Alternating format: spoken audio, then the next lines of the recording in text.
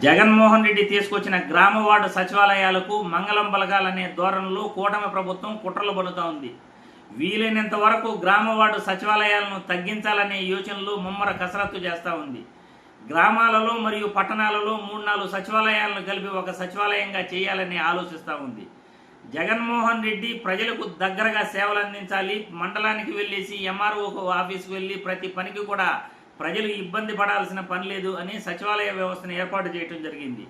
సచివాలయ వ్యవస్థ ద్వారా ఏ సర్టిఫికేట్ కావాలన్నా, ప్రజలకు ఏ పని కావాలన్నా అక్కడనే అన్ని పనులు కూడా జరిగిపోతూ ఉండేటివి.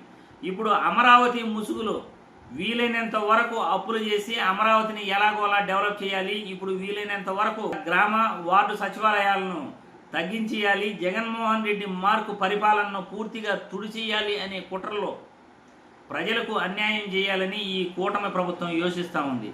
సచివాలయాలను కనుమరుగు చేస్తూ అదేవిధంగా ఆర్బీకేలను కూడా వీలైనంత వరకు తగ్గించేసేయాలి. ఆర్బీకేలు రైతులకు ప్రజెంటు ఏ అవసరానికైనా వాళ్ళకు విత్తనాలు కావాలన్నా, ఎరువులు కావాలన్నా, లేకపోతే పంట బీమా కావాలన్నా, లేకపోతే పంటలకు సంబంధించి ఏదైనా సహాయ సహకారాలు కావాలన్నా ఈ ఆర్బీకేలు అందిస్తున్నాయి. ఆర్బీకేల ద్వారా వాలంటీర్లు, సచివాలయ ఉద్యోగస్తులు అందరూ కూడా కలిసికట్టుగా రైతులకు సేవలు అందిస్తున్నారు.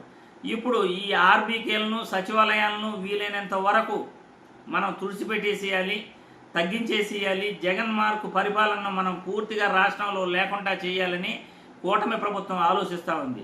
అమరావతి రాజధాని ముసుగులు ప్రజలకు అందుతున్న సేవలను, ప్రజలకు దగ్గరకు వచ్చిన పరిపాలనను కూటమి ప్రభుత్వం నిర్వీర్యం చేయటం, వాలంటరీ వ్యవస్థను పూర్తిగా ఇప్పటికే నాశనం చేసేసింది.